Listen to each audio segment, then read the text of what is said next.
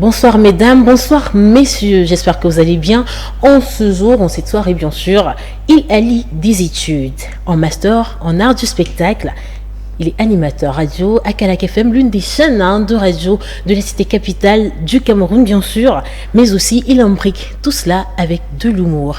Il est instituteur quelque part, il a fait des études aussi dans le domaine, on va dire, dans le domaine du spectacle, c'est-à-dire le théâtre. Il a décidé d'être humoriste. Au Cameroun comme ailleurs, il est déjà considéré comme tel et surtout apprécié par tous. Il s'appelle tout simplement Tchinde Takam Ulrich Gildas de son vrai nom, mais nous on l'appelle Ulrich Takam tout simplement. C'est l'invité de H. Bonsoir Ulrich Takam. Bonsoir madame, bonsoir à tous les... Comment allez-vous? Ça va. Bien. Oh oui, plutôt bien, on est à la télé quoi. Donc c'est normal. quand on est à la télé, on va bien alors. Oui. Les gens nous voient à la maison et tout ça. Ça fait un peu comme si tu étais quelqu'un d'important dans la société. D'accord. Bah, bien sûr, je confirme que vous êtes quelqu'un d'important. C'est pourquoi vous êtes ici. Vous nous avez fait cet honneur d'être là. Je suis tout honoré et c'est un réel plaisir de discuter avec vous, mais aussi à l'ensemble des téléspectateurs de H. Oui, merci et rebonsoir à tous les téléspectateurs de H. Je vais vous demander, pensez-vous être drôle? C'est une question que je me pose au quotidien. Oui. Je me remets en question à chaque fois. Est-ce que je suis vraiment drôle? Qu'est-ce que je fais dans cette affaire? Pourquoi? Les gens rient pourquoi? Parce que je suis ridicule ou alors parce que je suis drôle? Oui. C'est une grande question. Je me la pose tout le temps. Ça me permet de m'améliorer au quotidien. Est-ce que je suis... Mais s'il faut rester sur le plan, vraiment la version plate de la question. Okay. Suis-je drôle? Ouais. Vous vous trouvez drôle? Ouais, quand il parle souvent, ma gorille. Bon, on va dire que... Je pense que, chers téléspectateurs, aujourd'hui, c'est une émission où on va beaucoup rire. Donc, je m'en excuse à l'avance. Je vais faire l'effort de rester dans le sérieux. Oui. Et s'il vous plaît, monsieur Takam, laissez-moi tranquille, d'accord? Je vous laisse tranquille. On a la première question encore. Oui, je ne vous ai pas arrêté. Vous voyez, mes mains se poser ici, là, comme ça, là. Ça n'a touché personne. Alors, qu'est-ce qui vous fait vous lever tous les matins? Qu'est-ce qui me fait me lever tous les matins? Je veux dire, l'envie de vivre, l'amour de la vie. Il y a énormément de belles choses dans ce monde et tout. Beaucoup de choses à découvrir au quotidien. Je suis à 25 années sur Terre. 25 ans sur Terre et j'ai pas envie de partir demain. Non, à aucun moment donné, j'ai eu envie de dire il faut que ça s'arrête. Oui. C'est parce que la vie est belle. C'est pour ça qu'on a envie de se lever tous les matins. On va dire que la vie est belle. C'est pourquoi, dans votre parcours, on va dire ça comme ça, en 25 années, vous avez été acteur dans les pièces de théâtre, vous êtes animateur radio, vous avez fait aussi dans l'INES, donc instituteur. Oui. Aussi, vous êtes étudiant au Master 2 en art du spectacle à l'université de Yaoundé 1 ici au Cameroun, mais enfin vous êtes humoriste. Comment ça fait beaucoup quand même. C'est comme si même Einstein ne voyait pas mon derrière. Non, mais actuellement là sur notre plateau, Einstein ne voit pas on parle de vous. Alors on s'y perd avec toutes ces casse-têtes. Comment est-ce que vous vous définiriez? Moi, je me définis comme un amoureux de l'entertainment. Ouais, parce que tout ce que j'ai fait, il y a pas mal de choses qui ont été faites de façon volontaire et d'autres choses qui ont été faites peut-être, des obligations familiales et tout. Moi, j'ai toujours été, pour la petite histoire, j'ai toujours été passionné de communication. Oui. Je me voyais à votre place. Hein. Vous êtes à ma place parce que vous êtes animateur radio. Oui, je me voyais toujours. Je veux dire, je savais que quand on me posait la question, tu vas finir quoi? Grand animateur, présentateur des grandes émissions, des grands événements et tout. Oui. C'est dans ça que je me voyais. Et après, le destin, la vie nous a orientés vers d'autres choses. Quand j'ai échoué le concours d'estique relativement 3 fois, un grand frère m'a dit, écoute, s'il y a quelque chose qui est très proche de ce que tu veux faire, qui est très proche de l'audiovisuel, c'est les arts de spectacle. C'est comme ça que je m'inscris en arts de spectacle à l'université. Et voilà, je découvre le théâtre, je découvre le cinéma, je tombe amoureux du théâtre, je joue des rôles, je me rends compte que je crée de la drôlicité dans l'ensemble des personnages que j'incarne. C'est comme ça que je décide de me spécifier dans l'humour.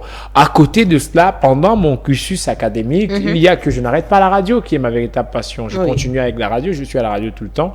J'ai des tranches d'antenne et c'est comme ça que j'ai toujours été un mec qui faisait pas mal de choses au même moment et qui se battait à ce que l'ensemble des choses qui sont faites soient bien faites.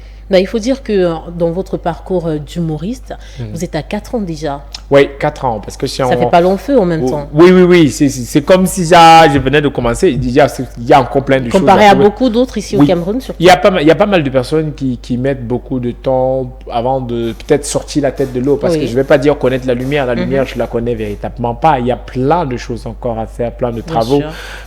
Beaucoup de personnes mettent du temps avant de sortir la tête du lot.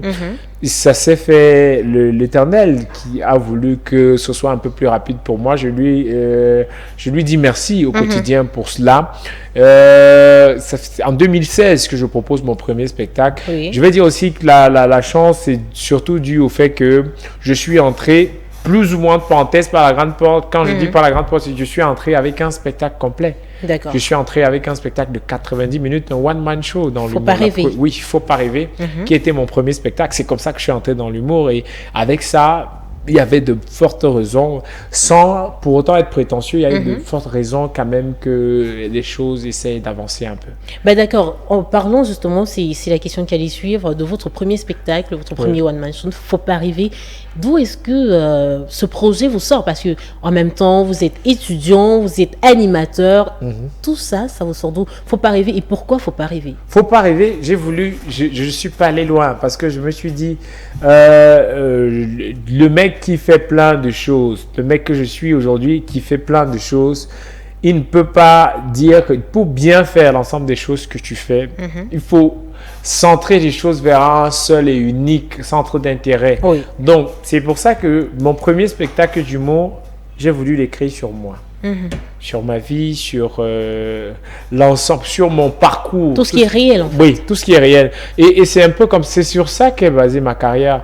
Je parle de moi tout le temps parce qu'après, il y a juste des ouvertures pour que tout le monde se sente concerné. Faut pas rêver, c'est l'histoire d'un jeune, de façon générale, c'est l'histoire d'un jeune qui est en train de se battre pour l'insertion sociale. Mais bon, l'insertion sociale, s'il s'agit de votre vie, personnellement, l'insertion sociale, je vais dire que c'est plutôt grandir parce que vous êtes déjà un animateur, vous avez déjà une vie et en plus de ça, vous êtes déjà pas mal connu parce que vous êtes très suivi, vous avez une émission interactive qui, bien sûr, je l'ai dit, qui se fait du côté de Kalak FM chez nos confrères, une radio qui est ici à Yaoundé au Cameroun. C'est quand même, faut dire que vous êtes connu. Oui, l'insertion sociale, c'est à quel moment et à quel niveau? Le spectacle, il est écrit. Le spectacle, il est écrit peut-être que je le joue en 2016, mais le spectacle n'a pas été écrit en 2016. Le spectacle que je commence, l'écriture de ce spectacle en 2014. Je commence avec l'écriture de ce spectacle en 2014. Comment est-ce que le jeune qui se bat, l'histoire de Faut pas rêver, c'est l'histoire d'un jeune qui est en plein dans le processus d'insertion sociale. Donc, j'aborde des thématiques quand je parle, par exemple, ce que je considère aujourd'hui comme l'un des mes meilleurs sketchs, et je ne suis pas sûr que j'écrirai un autre sketch comme celui-là. On espère que c'est le sketch sur les neiges. Le sketch sur les neiges qui est vraiment un sketch que j'aime beaucoup, j'aime le regarder. À chaque fois que moi je le regarde aussi, il me fait rire. Donc 4 ans plus tard, donc, chaque fois que je le regarde, il me fait rire. Donc c'est parce que c'est ma vie que j'ai voulu mettre en scène. Je parle de mes échecs de l'estique, je parle de mon expérience en tant qu'animateur, je parle de tout cela. Je n'aborde que des thématiques que je connais. Je ne parle que de moi et j'ouvre. Je ne parle que de moi, mais de façon généraliste, de sorte à ce que tout le monde se reconnaisse. J'ai envie de dire, mon premier spectacle, Faut pas rêver, c'est un spectacle purement, entièrement autobiographique. D'accord. C'est un spectacle, parce que je l'ai voulu comme ça pour ne pas... Tu vas pas parler des choses que tu connais pas. Si tu veux faire rire avec des sujets que tu maîtrises pas, je suis désolé, mais ça sera pas naturel et tu feras pas vraiment rire. D'accord. Parlons donc des personnes. Vous avez parlé de vous dans votre premier one-man show, Faut pas rêver. Vous avez parlé de vous. Maintenant, parlons un peu de la situation du Cameroun. Le Cameroun, c'est vous toujours. Le Cameroun va bien. Oui, je sais que le Cameroun va bien, merci. Maintenant, le Cameroun, quand même, dans toute honnêteté, le Cameroun connaît une, on va dire, position sociopolitique plutôt blessée. Qu'est-ce que vous en pensez? Moi, je suis pas resté sans émotion ou sans rien dire face à cette situation-là. Oui. Parce que d'ailleurs, j'ai un spectacle, tout un spectacle qui a été rédigé dans le but d'apporter ma contribution. Parce que l'artiste que je suis ne peut que contribuer de façon, en offrant de son art, en offrant de son talent. J'ai un spectacle qui s'intitule Ensemble. Oui. Dans lequel j'aborde justement cette... je pense, donc ça, c'était dans votre deuxième spectacle. Oui, c'était mon deuxième one-man show. Oui. Et ça s'intitulait Ensemble. Ensemble parce que on était dans une...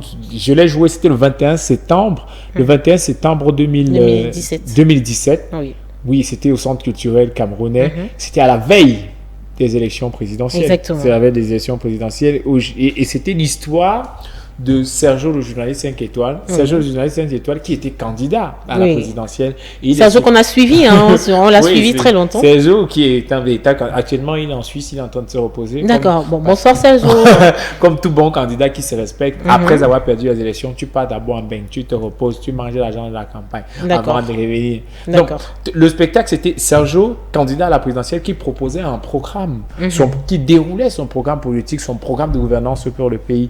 Donc, c'était caché derrière un personnage, on racontait toute une histoire, on donnait notre point de vue face à la situation sociopolitique. Et Sergio était dans l'optique de réunir, de résoudre les problèmes. Il proposait des pistes de solutions pour sortir de la situation actuelle. Donc, mon combat, le combat de l'artiste que je suis, c'est apporter de son talent. Et c'est ce que j'ai apporté dans ce spectacle-là, qui a été très bien accueilli d'ailleurs. Un spectacle très bien accueilli. Et il y a aussi un concept qui s'est installé au Cameroun. Et je ne sais pas si vous l'avez bien accueilli, vous allez nous le dire tout de suite. C'est le concept de sardinard et de tontinard. Oui, le sardinard et le tontinard, Dieu merci, ça ne m'a pas blessé, ça ne m'a pas frôlé, même pas cognac. Mais encore non, je veux dire, je n'appartiens ni à l'équipe des sardinards, ni à l'équipe des tontinards. Je suis juste un Camerounais fier de son pays, fier de son Cameroun, amoureux de la diversité culturelle. Mais que pensez-vous de ce concept de sardiner et de tontinard? Je pense que le débat est ailleurs. Le débat devrait être ailleurs. Ça, c'est mon point de vue. On a plein de choses à faire. Exactement. On a un pays à construire. Et on ne construit pas un pays dans la division, dans la formation des camps. Je pense qu'on devrait se concentrer sur l'essentiel. Le développement de notre pays, on devrait se placer... Peut-être on ne vit pas aussi mal que ça. Mais quand on part sur une échelle internationale, on regarde, il y a d'autres pays qui vivent un peu plus bien que nous. Donc, notre combat devait être dans l'amélioration des conditions de vie des uns et des autres. L'union faisant la force. La division n'a jamais fait la force. Former les camps n'a jamais été une force. Donc, on devrait oublier les distinctions raciales, tribales et même ethniques, je dis même pas, même religieuses. On devrait oublier toute cette division-là pour pouvoir regarder dans la même direction. Ça, c'est mon point de vue. Un point de vue accepté. Et un autre point de vue m'intéresse, c'est de savoir si vous devriez admirer un homme ou une femme politique, restons dans ce cadre, qui serait-il? Un homme ou une femme politique, je devrais admirer au Cameroun, au Cameroun d'abord, ce serait Kawala. Pourquoi? Oui, parce que c'est vraiment je la découvre dans la politique alors que alors que la politique ne m'intéresse pas. Donc vraiment, j'ai découvert une femme dynamique qui a vraiment fait bouger la période. La période où elle a été candidate, je crois que je devais être au lycée. Je devais être au lycée. Mais j'entendais pas tout Kawala. Il dit que mais c'est le Kaolang. C'est qui comme ça? Elle fait quoi dans la vie? Elle mange beaucoup les Kaolang. Pourquoi on l'a appelé Kawala? D'accord. Donc, après, je suivais ces discours. Aujourd'hui, avec le petit recul que j'ai trouvé son combat noble. Je trouvais que c'est un noble combat, sans pour autant dire que j'appartiens à son cercle politique. Non, je n'appartiens pas à son cercle politique. J'aime ses idées. D'accord. J'aime ses idées. Je trouve que elle a osé et j'ai beaucoup aimé le fait qu'elle ait osé. Et ailleurs? Je ne sais pas. Hein. Moi, je ne suis pas très politique. Hein. Je suis pas très politique, je suis un artiste. Voilà. Donc, je suis mais bon, maintenant... je veux dire, ce qui fait que tous mes points de vue sont des points de vue assez subjectifs. Bien sûr. Assez subjectifs. Moi, Barack Obama, ça me parle. Ça m'a parlé. Beaucoup.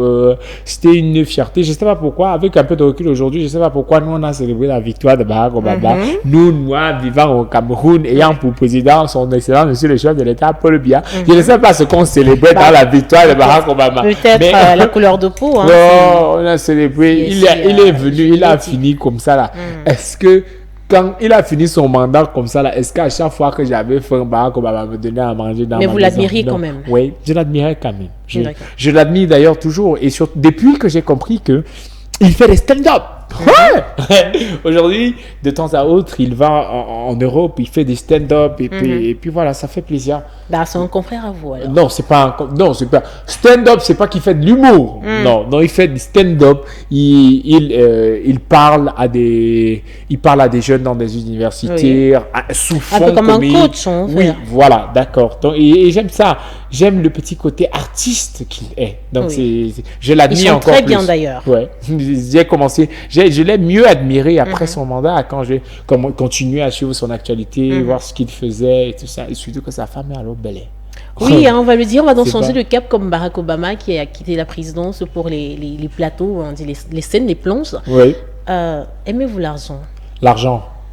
Car je m'appelle Chinde Takam Urigilas. Takam, ce n'est pas un nom Ewono. Takam, ce n'est pas un nom. C'est pas un nom de l'Est. Ce n'est pas un nom. Takam, c'est un nom Bami. C'est-à-dire? Ça a dit que Bambileke, l'argent va te tuer. Oui. Pardon. Pardon, j'ai pas pu. L'argent va te tuer. C'est-à-dire? Il y a quoi qui n'est pas clair? Non, mais je veux comprendre. Tout est clair. Pas celui de l'autre côté, du côté des États-Unis, voudrait bien comprendre. Ça veut dire si tu ne comprends pas, c'est ton problème. Ça veut dire que vous aimez l'argent. Vous, les qui? Vous, Takam, à qui je parle? Que tu disais, vous, entre parenthèses, les Bambileke. Il y a des Bambileke. Bambileke. Ne me dispersez pas l'émission, s'il vous plaît. Alors, je vais continuer dans ce... J'aime bien l'argent, parce qu'après... mais maintenant, l'argent n'est pas tout. L'argent n'est pas le plus important. Qu'est-ce qu'il y a de plus? Il y a l'amour. Il y a l'amour qui est très important, parce que après... l'argent n'est pas pour moi, l'argent n'est pas la chose la plus importante, c'est qui devrait primer devant les l'argent n'a plus de valeur, n'a plus de force devant les relations humaines, devant les rapports que tu as avec ton frère, avec ta sœur, avec ton ami. Pour moi, l'argent n'a rien à voir dans cette affaire-là. Donc on compte toujours dans les relations humaines, et dans les relations humaines aussi, il y a l'argent, il y a la passion, il y a le don, il y a le travail, il y a la réussite. Où est-ce que vous catégorisez? Je sais pas, il y a l'amour. Il y a l'amour aussi. Il y a l'amour, j'aime beaucoup l'amour. J'aime beaucoup aimer.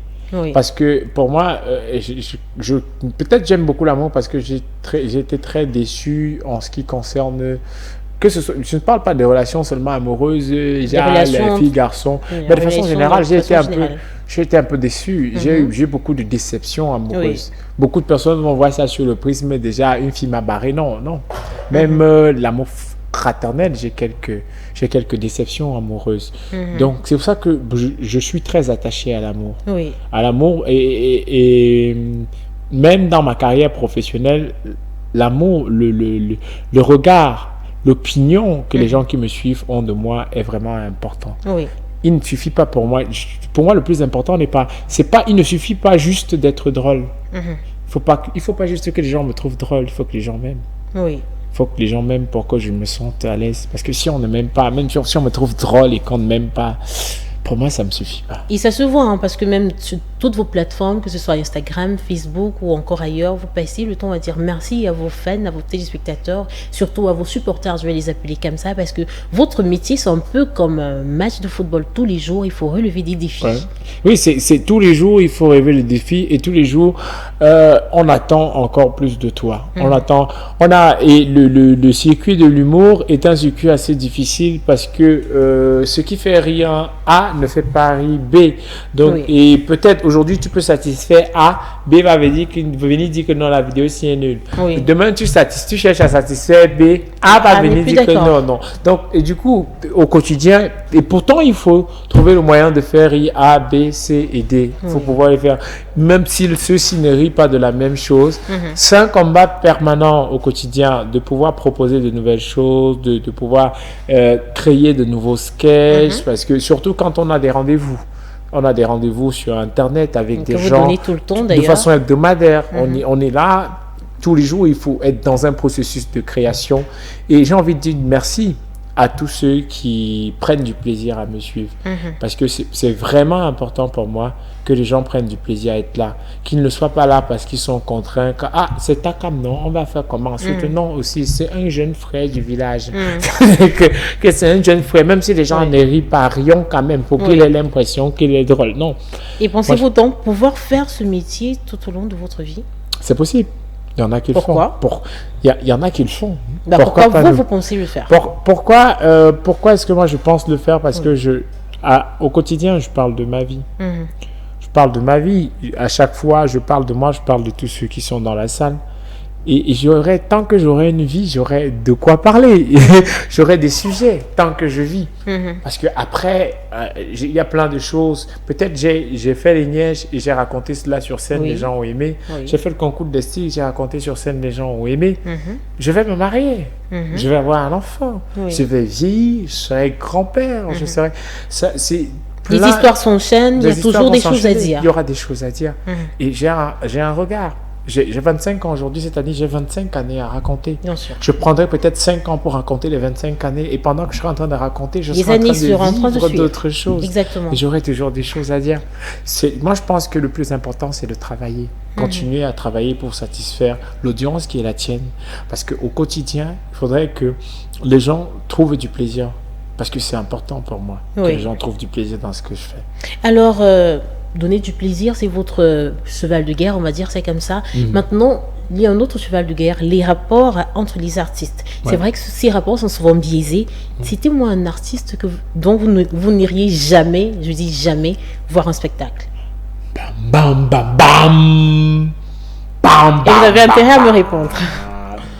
Bam, bam, bam, bam. Donc ça a dit que tu ne veux pas que l'émission se finisse, tu rentres au quartier. Non, vous allez rentrer au quartier, monsieur. Non, parce que... Vous allez rentrer au quartier. Non, vous ne voulez pas mon bien. Un artiste avec celui, on ne sait pas comme ça. Un artiste dont je n'irai jamais au spectacle. Pourquoi? À son spectacle parce que vous ne l'aimez pas, par exemple. Il n'y a personne que peut-être parce qu'il n'est pas drôle, peut-être parce que sa musique, parce que moi, un artiste humoriste, dans tout le monde de l'art. Je peux pas aimer quelqu'un. Oui. Mais je ne peux ne pas aimer un artiste. Il y a des artistes dont je ne comprends pas l'art. Donc, je ne comprends pas la performance, par exemple. Que tu enlèves tes habits, tu te mets à courir partout dans la rue. C'est un truc que je ne comprends pas. Mais c'est pas que je n'aime pas. Je veux dire... Et vous iriez à ce genre de spectacle? J'irai. Parce que je suis... Si vous n'aimez pas, pourquoi vous iriez? Ça veut dire que vous faites de l'hypocrisie. Non, je ne fais pas de l'hypocrisie. Je peux ne pas aimer une personne. Oui. Toi, je te dis clairement, je dis à la personne que clairement là, je ne t'aime pas. Oui. Bon, pas sur les plateaux de télé, ça va faire genre un autre. D'accord. Oui. Non, je peux ne pas aimer quelqu'un, mais je ne peux pas détester un artiste. Oui. Parce que je me dois, en tant qu'artiste, de comprendre, d'essayer de comprendre l'art qu'il fait, support. De respecter le travail qu'il fait. Oui. Parce que c'est un véritable travail. On ne se lève pas un matin, on devient artiste. Il y a un travail de fond. Et quelqu'un ne peut pas travailler autant, se battre, même si je ne comprends pas son travail. Quelqu'un ne peut pas se battre comme ça et puis je viens, je balaye, je reviens dans ma main, je dis, j'aime pas. Non. Je vais dire que vous nous avez fait de la politique. Non, je ne fais pas de la politique. Je vais le dire comme ça, parce que vous n'avez pas répondu à ma question. Je ne fais pas de la politique. Je n'ai jamais déposé ma candidature quelque part pour demander aux gens de voter pour moi. Donc, je ne fais pas de la politique. Monsieur Takam. Oui. Jusqu'ici, je vais dire que je suis maître de cette scène. Oui. Et vous m'avez fait de la politique. Je n'ai pas fait parce que vous ne m'avez pas répondu. On va continuer. Dites-moi, vous savez, quand on regarde vos différents délires, par exemple, vos différents sketchs, les délires de Takam, c'est ce qui passe quotidiennement sur YouTube. Je vais dire, vous nous pondez une histoire tous les jours. Mais j'ai remarqué quelque chose, c'est qu'à chaque fois, il y a toujours soit une miche de pain, soit un plat de nourriture, que ce soit avec vos partenaires, les bao. Quel est votre rapport avec la nourriture? Oh là là, je pense qu'une phrase suffit. Oui. Un slogan suffit. Oui.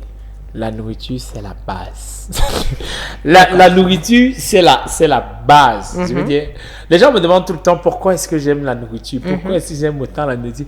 Parce que vous voyez comment mes yeux rayonnent. ça dit, la nourriture.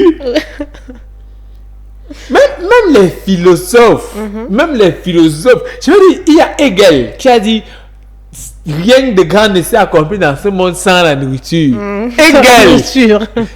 Il y a un autre philosophe, il y a un autre philosophe là, j'oublie son nom, il a dit c'est proprement avoir les yeux fermés, sans jamais tâcher de les ouvrir que de vivre sans manger. Donc, si je suis pas sûre de tout ça, mais bon. Si tous ces philosophes, ces grands hommes, ces hommes de science, ils positionnent la nourriture comme l'essence même de la vie. Combien de fois vous? Combien de fois moi? Donc c'est un peu ça, je suis la tendance et la mouvance de tous ces philosophes qui ont, parce que la nourriture c'est ça. Et j'aime autant la nourriture parce que, pour être plus sérieux, je suis né en août, période de récolte. À une semaine, il y a le maïs grillé. Donc, voilà. À une semaine. Je suis né en août. Voilà, il y avait la nourriture en abondance. Et du coup, j'ai aimé. J'aime la nourriture. D'accord. Je pense que la question, ce sont les internautes qui m'ont demandé de demander ça. Oui. Donc, je pense que vous avez été servi. Il vous a dit en long et en large pourquoi est-ce que il aime la nourriture. C'est prouvé scientifiquement que la nourriture, c'est l'essence même de la vie. Voilà. Il a dit que la nourriture, c'est l'essence de la vie. On va donc continuer. Avez-vous le syndrome de la starmania? C'est-à-dire, quand vous arrivez quelque part, quand on ne vous connaît pas, vous êtes différent, vous devenez... je me prends la tête. Vous faites votre tête de pastèque, ou bien votre melon man, ou bien... Je suis pas star. Je ne saurais avoir le syndrome de la starmania. Je suis pas star. Et je n'ai pas une fausse humilité. Je suis pas humble non plus. C'est pas une fausse. Non, c'est pas une fausse humilité parce que pour faire la fausse humilité, ça veut dire qu'il faut faire semblant d'être humble. Je ne fais pas semblant. Oui. Je ne suis pas humble. Je suis comme je suis là. Je suis villageois, idiot, comme je suis là. Je parle du syndrome de la starmania parce que pour moi, star, je pense qu'un humoriste ne doit pas être star.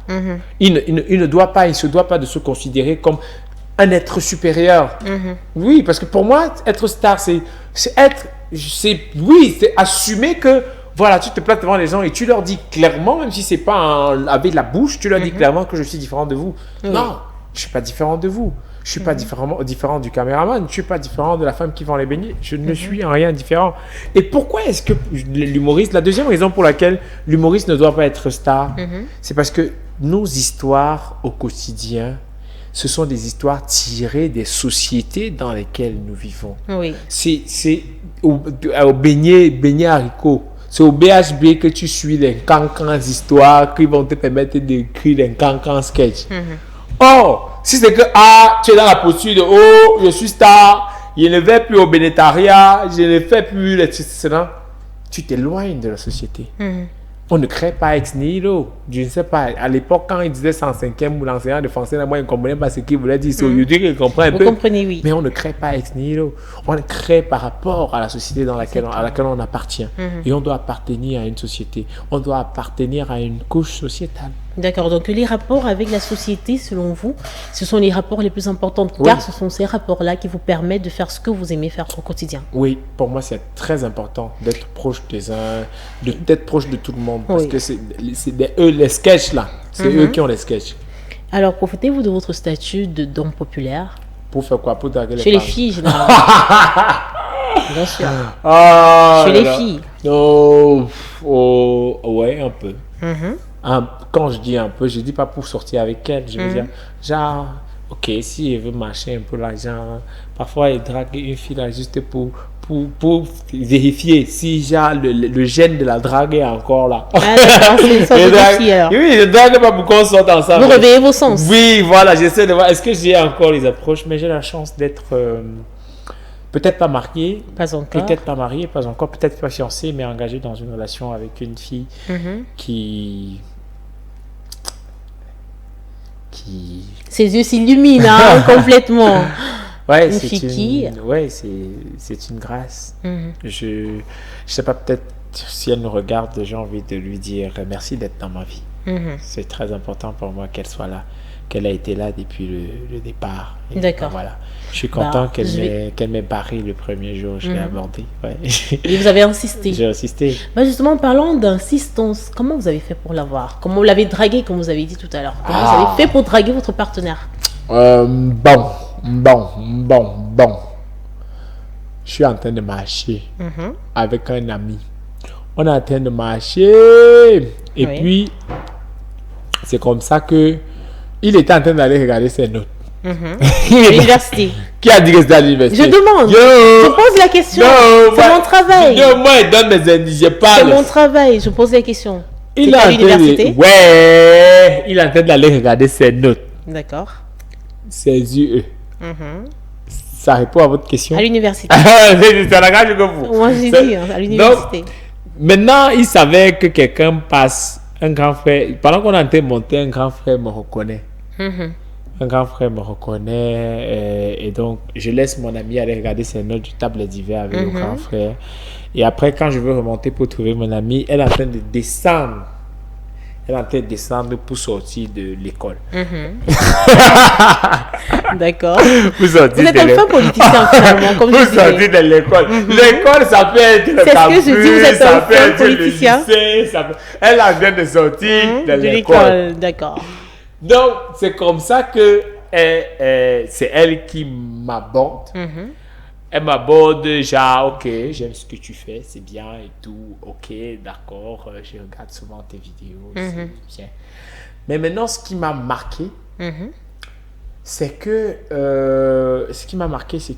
il y avait, à chaque fois dans la discussion, généralement, vous êtes une dame, après vous vous faites souvent draguer, donc vous comprenez de quoi il est question. À chaque fois qu'on est dans une conversation, elle essayait de laisser la faille, elle donnait des ouvertures pour terminer la conversation. Donc à chaque fois, à chaque fois qu'on parlait, elle trouvait le moyen de dire ok, si tu veux couper là maintenant, il n'y a pas de souci. Donc elle donnait des opportunités. Donc, et moi ça m'a plu que ok, tu as rencontré peut-être entre parenthèses une personne connue, au lieu de profiter au maximum, tu veux partir. C'est là que j'ai dit, ok, peut-être c'est la bonne. J'ai commencé à insister. Et quand j'ai commencé à saisir toutes les failles, et elle essaie d'ouvrir, de donner la porte pour qu'on sorte, j'essaie de refermer la porte, là, qu'on va seulement continuer la conversation ici, là. Jusqu'aujourd'hui. Jusqu'aujourd'hui, on parle toujours. Alors, vous parlez toujours, et justement, on va parler de parler. Vous êtes un homme. Oui. Vous avez parlé de femmes. Ouais. Dont vous êtes tellement épris. Donc ça vous arrive souvent, quelquefois, de faire des choses dans la nuit, dans les chambres. Ça a déjà commencé. Ma question c'est de savoir. C'est pas seulement la nuit. Bon, et le matin à midi quand vous dis même quand il pleut. D'accord. Oui. Alors il y a ce concept, c'est une question qui a fait, on va dire, valoir beaucoup de langues ici dans le monde, ici au Cameroun aussi. Pourquoi les femmes, après avoir fait cet acte-là, parlent, selon vous, pourquoi les femmes aiment parler après l'acte sexuel? La femme n'aime pas parler seulement après l'acte sexuel. La bouche de la femme, est-ce que ça se ferme? Est-ce que de façon générale, est-ce que c'est vraiment... Il dit qu'elle mange, elle parle, elle dort, elle parle, elle rêve, elle parle, elle lave les têtes, elle parle. Oui. Ce n'est pas seulement... Je dis, c'est comme ça. Mais à ce moment-là, la bouche de la femme. Non, je veux dire, on a l'impression qu'elle parle parce que même si elle ne parlait pas beaucoup, le problème est qu'elle parle. D'accord. Parce que c'est un moment où on n'a pas envie que quelqu'un parle. Très vrai. Nous autres de la gente... Ça moment où vous n'avez pas envie de parler. Mais c'est après. On a envie de dormir. Ah, vous avez envie de dormir. D'accord. Les révélations, c'est une révélation. On a envie de dormir. On est fatigué. Oui, mais pourquoi la dame alors parle selon vous? Je sais pas, parce que je veux dire, la dame et la gente féminine, ça c'est un point de vue, hein. C'est assez subjectif peut-être, mais je pense que la femme est plus émotive que l'homme. La femme aime, elle est très attachée aux sentiments, à l'attention. Elle est en permanemment en quête d'affection et d'attention. Oui. Je pense que c'est pour ça que la femme parle à ce moment-là, parce qu'elle a envie de se sentir aimée. L'homme, peut-être, il n'est pas dans l'optique de, ok, il veut suivre la femme, lui dire je t'aime. Je pense que pour un homme, c'est plus important de manifester l'amour que de dire je t'aime. Donc c'est un effort pour vous de dire je t'aime, c'est ça? Or, la femme, elle a envie de, au-delà de se sentir aimée, elle a envie d'entendre je t'aime. Oui. Elle a envie d'entendre ce je t'aime là. Elle a envie qu'on le lui dise permanent. Elle a envie d'être flattée. Elle a envie d'être chérie. Elle a envie d'être aux anges. La femme est vraiment dans les novelas. Dans les novelas. Oui. Alors, dans ce siège-là, vous êtes où? Sur Canal Plus Action. Vous êtes sur Canal Plus. Action. Oui. Alors, nous on est sur HTV. Et sur HTV, oui. Je vais vous poser la question de savoir, dont on a beaucoup parlé d'amour. Oui. Comment est-ce que vous exprimez l'amour dans votre art? Comment est-ce que j'exprime l'amour dans mon art? Ce que je fais, c'est je me donne. Je m'offre. Oui. Je m'offre à ceux qui aiment ce que je fais. Ouais, je m'offre. J'essaye de me lâcher au maximum, de donner tout ce que j'ai. Oui. À chaque fois que mon réalisateur me dit action, j'active le mot action, j'active le catalyseur, j'active le action pour que quand il dira couper, que j'ai tout donné. C'est comme ça parce que j'aime ce que je fais. C'est important pour moi de faire plaisir aux gens. Oui. Parce que je m'amuse dans ce que je fais. J'ai envie que les gens, quand ils regardent, et c'est surtout ça, je veux transmettre ça. Je veux que les gens, quand ils me regardent, ils voient un homme épanoui dans ce qu'il fait. C'est ça aussi qui va toucher les gens. C'est comme ça que vous transmettez l'amour. Oui, c'est comme ça que je veux transmettre l'amour. J'ai envie que dans l'ensemble des choses que nous faisons, il faut que nous soyons épanouis. C'est très important. Même si tu ne gagnes rien, même si tu ne gagnes pas 5 francs, même si tu as beaucoup de difficultés, il faudrait que quand tu arrives au travail, que quand tu es en train de faire ce que tu aimes, que tu te sentes à l'aise, tu oublies tous tes problèmes. C'est ce que je ressens quand je suis en train de tourner, quand je suis sur scène. Oui. Et pour moi, c'est important. C'est comme ça que je transmets l'amour. Alors, dans ce siècle, parlons toujours d'amour et maintenant de femmes plus précisément, dans ce siècle de la gente féminine, j'y arrive, se voit dévalorisée. Vous vous considérez comme un humoriste à homme ou vous avez une part de féminisme quelque part? Oui, j'ai une part de féminisme parce que pour moi c'est important et beaucoup de personnes vont le constater. Je travaille beaucoup avec les femmes, avec beaucoup de femmes. À la radio, il y a une femme dans ma vie. Dans les délires de Takam, il y a une femme. Dans les parodies de Takam, il y a une femme. Avec les Bao, il y avait Larissa, avec qui je m'entendais très bien. Il y avait, je veux dire, il y a Larissa. C'est vrai que je ne suis pas plus trop présent dans les Bao. Parce que je dis qu'à chaque fois qu'on me pose la question, je le dis clairement. Les Bao, c'est la famille. Oui. Aujourd'hui, je suis en location. Quitter la maison familiale ne veut pas dire quitter la famille. Donc, quitter la maison familiale, vous avez juste pris vos ailes et voilà. Décidé de vous envoler. Je viens dire, quand quelqu'un me demande, est-ce que tu as quitté les Bao? Non, je dis, j'ai quitté la maison familiale. Mais je n'ai pas quitté la famille. Donc, vous êtes toujours dans la gente, vous avez une part de féminisme. Oui, j'aime beaucoup la gente féminine. J'aime beaucoup les femmes parce qu'autour de moi, il y a beaucoup de femmes battantes. Il y a beaucoup de femmes qui font de belles choses. Ma petite sœur est je suis fan de ma petite sœur, par exemple. C'est une femme qui bouscule le quotidien. Et mon frère a dit, parfois, quand entre-temps, il n'arrive pas à payer mon loyer, il appelle d'abord, il dit, on est là, c'est comment? Pardon, il faut voir un peu comment on va gérer ça. Donc, essaye ce mois-ci là, tu vas un peu m'aider. On va gérer ça après. Oui. Tu vois? Parfois, il te sort des situations. Ce n'est pas que financier, je veux dire. J'aime beaucoup les femmes. J'aime beaucoup les femmes. D'accord, on va dire que dans ce féminisme-là, vous vous identifiez quelque part parce que je venais à cela. Vous avez beaucoup de personnages féminins dans tout ce que vous faites. Oui. Et ça donne une opportunité à ces dernières de pouvoir aussi s'exprimer. Par exemple, dans les délires de Takam, on a Joyce. On a Joyce qui est Pour moi, l'une des plus belles merveilles qui me soit arrivée sur le plan professionnel, c'est l'une des plus belles choses. Bon, pas que c'est Joyce qui est une chose, non, je veux dire l'avènement de Joyce dans ma vie est l'une des plus belles choses. Oui. Est-ce que Joyce, je la connaissais ni Nathan ni Dev. Hein? Oui. Quand on fait le premier épisode, c'est le jour où on se rend compte qu'on fait le premier épisode. Ah, d'accord. Le jour où on se rend compte. D'accord. Joyce me connaissait, peut-être elle était fan de moi parce qu'elle me voyait à la télé. Et elle appréciait beaucoup ce que vous faisiez. Elle aimait ce que je faisais, oui. Du coup, quand je suis arrivé, j'étais à Tchon, parce que c'est vrai, j'étais à l'Ouest pour une semaine. J'étais dans un... Vous partiez regarder les yeux. Oui. Non, je t'ai pas allé regarder les yeux. Ah, d'accord. J'étais à l'Ouest parce que j'étais en train de faire un travail. J'étais lauréat du Goethe Découverte. Oui. Et donc, j'étais en train de préparer un spectacle pour le 22, que j'ai d'ailleurs donné le 22 février dernier au Goethe. Oui, qui est très bien. Avant cela, je suis donc allé, je me suis retiré pour une semaine pour travailler avec Wake Foguin à l'Ouest, à Bafoussam.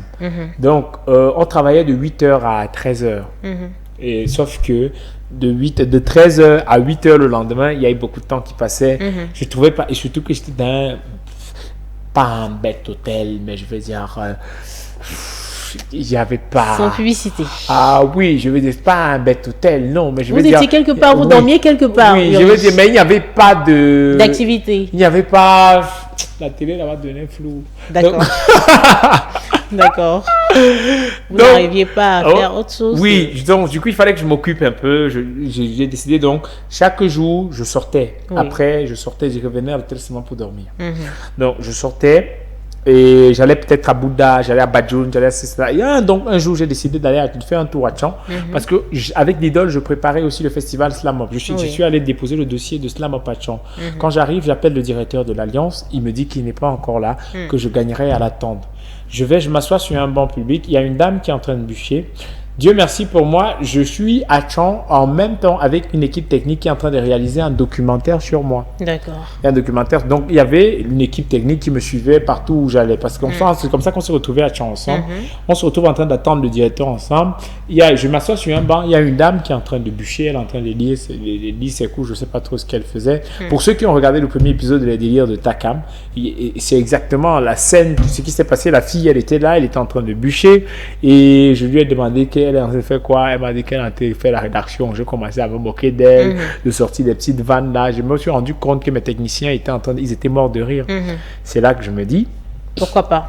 Pourquoi ne pas en faire Et naturellement comme ça, elle s'est jetée à l'eau et elle était parfaite. Non, c'était pas Joyce. la fille que j'ai vue, c'était pas Joyce. Quand je dis ok, s'il te plaît, est-ce qu'on peut recommencer ce qu'on vient de faire là et on filme?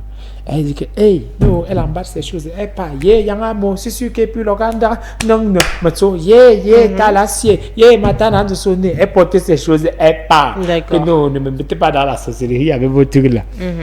J'attends, je reste encore pratiquement 15 minutes. C'est là que Joyce arrive. Joyce arrive, elle me voit et vient vers moi. Donc, elle entend peut-être voir la star qu'elle voit souvent à Canal 2, parfois, et tout ça, qu'elle voit souvent sur les médias. Oui. Et moi, tout ce que je vois devant moi, c'est une fille. C'est une fille et j'ai besoin d'une fille. Oui. J'ai besoin d'une fille pour un sketch. Il y a une fille qui m'a lâché tout à l'heure. Je vois devant moi une fille. Elle voit peut-être la personne qu'elle voit souvent à la télé, mais c'est là que je lui soumets. Je lui dis, écoute, est-ce qu'on peut? Elle dit, ok, d'accord, allons-y. Et c'est comme ça que c'est parti. C'est comme ça qu'on a fait jusqu'aujourd'hui. Jusqu'aujourd'hui. Bon, il faut dire que sur les plateformes, Joyce est beaucoup appréciée. On la trouve tellement naturelle. C'est comme si elle était née avec. Ouais, c'est une paire alors que vous avez trouvée. Je vais le dire ainsi. Dieu m'a envoyé une merveille. C'est un miracle. Les voies de l'Éternel sont impénétrables. Donc lui, c'est une joie pour moi, c'est de l'avoir. Je remercie le Seigneur tous les jours d'avoir une dame comme celle-là autour de moi et qui donne un peu plus de lumière au travail que je fais. À qui on fait un coucou à toi Joyce, où tu te trouves. Parlons un peu de ton départ à Marrakech. Il faut dire que tu es allé représenter le Cameroun au spectacle de Marrakech de Jamel Debbouze, le fameux Jamel Debbouze. Parlons un peu de ce spectacle là-bas. Ouais, je me souviens encore très bien, je ne suis pas sûr que j'oublierai un jour l'aventure Marrakech du rire. J'étais au... Comment est-ce que je vais dire ça? J'oublie le nom de l'endroit là, c'est à la salle Citabella. Oui. J'étais à la salle Citabella, j'étais dans le panel d'une conférence de presse. Et donc, j'avais fini mon tour de parole. Et maintenant, il fallait... Je jetais un coup d'œil sur mon téléphone au hasard. Il y avait un numéro qui avait essayé de m'appeler fatigué. Un numéro m'appelait appelé fatigué. Je n'ai pas décroché. Et c'est comme ça que la personne s'est proposée. Donc, il m'a laissé un message au WhatsApp. Elle me laisse un message WhatsApp, elle me dit bonjour, c'est quoi là? Elle me dit bonjour, c'est Kissman Production pour je vous écris par rapport au Marrakech du Riz. J'aimerais savoir si ça vous plairait de prester pour le Marrakech et tout ça là. Les gens étaient... Quelle était votre réaction? Les gens, c'est juste parce que j'étais devant un public, il y avait les gens, j'ai dit que non, j'ai une image à préserver quand même. C'est ce que j'étais, que maître, elle me pose la question si je veux. Donc, comme le jour du mariage, que voulez-vous? Vous pouvez dire non. Que non, même pas que j'aime. Elle me pose la question. Vous pouvez dire non. Donc, je pouvais dire non, en fait. Sûr. Elle me dit, ça vous plairait d'être dans la programmation que j'ai là. Elle m'explique qu'elle a souffert pour avoir mon contact, c'est monté, c'est descendu. Donc, elle a fouillé pour trouver mon numéro de téléphone. Moi, c'était... Du coup, j'étais content. C'était le glas. Oui, j'étais content, même si je ne pouvais pas l'exprimer. Après, quand la conférence est finie, donc moi, je l'ai écrit. J'ai dit, OK, là, je suis actuellement à une conférence. Disons que quand je termine... Je vous relance. Je vous relance. Là, je vais un peu comme les stars. Non, j'ai aussi une image à préserver. Ouais. Il faut que je fasse un peu comme si j'étais occupé. Comme si dans mon pays, là, j'avais une place dans la société. Non, c'est comme ça que je termine. Et c'est comme ça que je lui ai fait signe. On s'est appelé sur WhatsApp.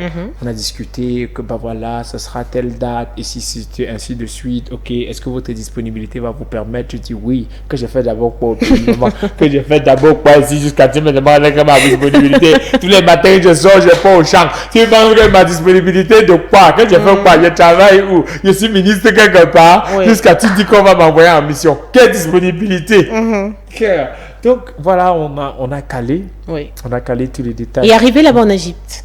Arrivé au Maroc, parce que c'est... au Maroc, autant pour moi, Marrakech. Oui, parce que la canne tourne de votre côté. Au Maroc. Je suis arrivé au Maroc, j'ai d'abord très bien organisé, un festival très bien. L'accueil, les gens sont souriants, les gens, voilà, il y a une équipe qui vient avec le panneau, la pancarte avec ton nom dessus. Hey, c'est où? Il riche d'accord, c'est vous que je suis venu chercher. Hey, aïe, on m'a dit, un petit dossier, pas les bambambés. Il est là à l'accueil et tout. Après, il y a des véhicules, il y a un chauffeur qui vient te chercher, qui te conduit à l'hôtel et tout. Après, toute la logistique était mise en place. Tout était mis en place, c'était beau. C'était une assez belle expérience. Et tout, après, soudain, tu arrives aux répétitions le soir, tu tombes sur qui? Tu tombes sur Jamel. Oui. C'était quoi? Quel était votre sentiment la première rencontre avec Jamel Debbouze? Tu regardes comme ça. Donc, le premier sentiment, le vrai sentiment, c'est vrai. Tu me dis, tu soulèves un peu la main comme ça, tu essayes de me dire, tu vois, que la télé ne manque pas. La télé ne manque pas. Il est exactement comme ça. Et maintenant, on connaît personne. Il pouvait mettre la main sur sa tête. Il vous regarde. Si vous voulez être encore invité, il vous regarde. Oui, alors, donc, et après le premier contact, tu ne réalises pas, je veux dire, tu te dis, est-ce que c'est vraiment à moi que tout ça est en train d'arriver? Est-ce que c'est vraiment vrai ce qui est en train de se passer? Et le spectacle, comment était le spectacle? Est-ce qu'il était reçu comme vous l'attendiez? Il a été drôle, il a fait rire? J'avoue que j'ai eu très peur avant de monter sur scène parce que quand je suis arrivé, c'est le deuxième jour qu'on m'a annoncé, c'est moi qui ouvrais. Eh ben, ouais, c'est le deuxième jour qu'on m'a annoncé. Plutôt chaud, hein? J'ai eu peur. J'étais très content de savoir on ne confie pas dans les spectacles professionnels, on ne confie pas l'ouverture à n'importe qui. Bien sûr. Mais j'avais aussi très peur parce que la première personne à jouer, c'est la première personne. De faire un flop. La première personne à jouer, c'est toi qui dois lever la foule. Bien sûr. J'avais très peur, mais par la grâce de Dieu, tout s'est très bien passé. Tout s'est très bien passé. Mes 2 premières vannes n'ont pas été prises. Ça m'a... Les 2 premières vannes que j'ai, je savais qu'ici, là, les gens doivent rire. Les gens n'ont pas ri. J'avais peur. J'ai dit que si c'est que les gens ne rient pas mes 2 premières vannes, ça veut dire que tout mon sketch, ils ne vont pas rire. Mais comme mouillé, c'est mouillé. Et puis ici, là, sur mon t-shirt, il y avait vert, rouge, jaune. Je me suis dit dans mon cœur que je vais porter tout un pays, je vais déposer dans la poubelle comme ça. J'ai dit, je continue. La 3e vanne, ça prie, tu vois. Après, je continue, je me rappelle, j'ai très bien dit. Quand j'ai dit à ma petite amie, j'ai envie de devenir humoriste, elle m'a dit, waouh, c'est cool. De toutes les façons, notre relation avait déjà trop duré, donc je ne vois pas où est le problème. Tout le monde s'est mis à rire. C'est là que j'ai pris un peu de la force là et c'est comme ça que ça a commencé à couler tout doux. Pendant combien de temps? C'était une prestation de 10 minutes. 10 minutes. Vous avez tenu pendant 10 minutes. Oui, je suis sorti de là satisfait, heureux. Et vous êtes sûr que vous avez rendu heureux ceux qui vous écoutaient? Oui, rendu heureux et je suis fier d'avoir représenté le Cameroun parce que j'estime avoir valablement représenté le Cameroun. En tout cas, j'ai donné le meilleur de moi. Vous n'étiez pas le premier Camerounais à aller à Marrakech? Non, non, du tout. Vous avez votre grand frère Moussi, le Camerounais. Il y a Moussi qui est allé, il y a Edou Danangassé qui était au Marrakech, il y a Marcos qui était au Marrakech aussi, il y a Charlon Tama qui était au Marrakech. Donc, ils sont nombreux, ces Camerounais qui y sont déjà allés. Entrer dans cette liste-là, pour moi, c'était un grand plaisir. Je veux dire, j'ai eu comme l'impression que je compte. que je compte. Et vraiment, ça m'a fait plaisir. Ça nous a fait plaisir aussi. On va donc, on est bientôt en train de finir notre émission, qui, bizarrement, ne met pas trop long. Comme le temps est passé vite. Le temps est très vite passé. Quand je regarde sur ma montre, regarde ma montre. Vous n'avez pas de montre riche. Alors, quelle est l'image qui est sur votre fond d'écran? L'image qui est sur mon fond d'écran, c'est l'image quand le téléphone était venu avec. Je ne connais pas les choses là. Vous ne mettez pas l'image de votre compagne sur votre téléphone ordinateur. Je ne mets pas ça sur le fond d'écran du téléphone. Météo. Le fond d'écran WhatsApp. Ah d'accord. Et bon, ça veut dire qu'on connaît l'image qui est sur votre fond d'écran WhatsApp. Votre téléphone, il est où? Bimou là d'abord. D'accord, donc vous voulez pas nous donner votre téléphone? D'accord. La femme de qui va passer à la télé? Ok. Jamais de la vie. Jamais. D'accord. Ulrich. Oui. Combien avez-vous dans votre compte en banque? Il faut avoir le compte en banque. Vous n'avez pas de compte en banque? J'ai l'argent dans la réunion. Je dois d'abord les gens à la réunion. Est-ce que le compte en banque, il faut d'abord avoir le compte pour avoir l'argent? Donc vous n'avez pas de compte en banque? Que je compte pas. Combien avez-vous sur vous? Sur moi? Oui. Exactement, j'avais 2000 quand je venais ici là à 2300 quand je venais ici là. J'ai mangé je suis parti au restaurant. Oui. Pas le restaurant. Bref, les choses qu'ils font souvent là avec les beefsteaks, hachés, plantain, pommes. 1500. Après, il y a un ami, Pierre, par la grâce de Dieu, comme Dieu a accompli les merveilles, il passe par les voisins souvent pour accomplir les merveilles dans ma vie. Un ami m'a donné le petit coca, la publicité. Bref, un ami m'a donné le jus. Le jus. C'est comme ça que j'ai mangé, j'ai poussé avec. Et après, on m'a remboursé mes 500. J'ai donné 2000, on m'a remboursé mes 500. J'ai déposé sur les 300 qui étaient là. Donc, il me reste 800 là actuellement dans ma poche. D'accord. On va dire que vous êtes un homme riche. Que voudriez-vous qu'on retienne de vous? Qu'est-ce que les gens devraient retenir de votre personnalité, de vous, Ulrich Takam, depuis 25 ans sur cet art et pourquoi? Et on vous souhaite encore plus. Pour le moment, que voudriez-vous que les gens retiennent de vous? Que les gens retiennent que les choses que j'ai, il est plus fort que tel, il est plus moins fort que tel. Il est le successeur de ce... Non. Que voudriez-vous alors qu'on retienne que les gens retiennent que voilà un Camerounais qui se bat pour ce qu'il aime. Voilà un Camerounais qui se bat pour ce qu'il aime et qui essaye de donner tout pour aller le plus loin possible. Voilà ce que j'ai envie de dire. Un combattant. Oui. Bon, maintenant, pour les jeunes, vous savez, vous êtes suivi par beaucoup de jeunes. Vous êtes un exemple aussi. Oui, bien sûr, vous êtes un grand exemple pour des Camerounais qui ne voudraient pas se fondre dans, on va dire, l'oisiveté, qui pensent avoir ce côté, cette épice-là, d'humour en eux et qui aimeraient être comme vous. En dehors du mot travail de tous les jours que tout le monde dit, qu'est-ce que vous pourriez leur dire? À tous les jeunes comme moi, bien sûr, j'ai envie de dire battez-vous les gars. La vie est dure. La nourriture c'est la base, mais battez-vous.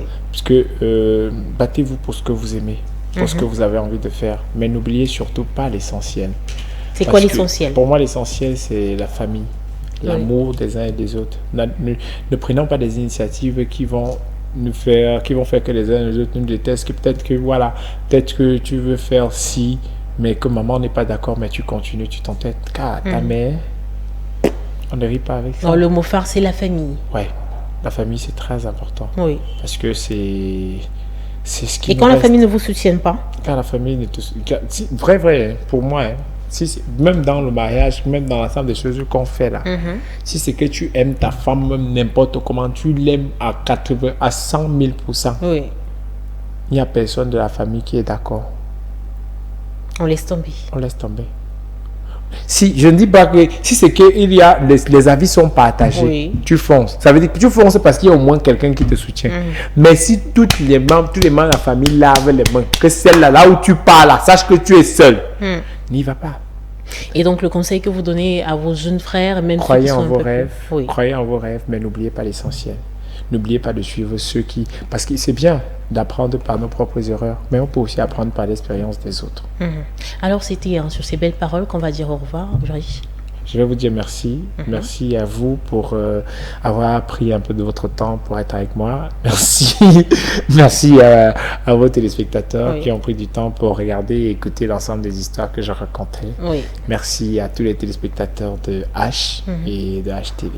Non, c'est moi, je vais dire que merci à vous tout simplement d'être ce que vous êtes et merci d'avoir accepté de venir ici dans notre humble plateau de HTV.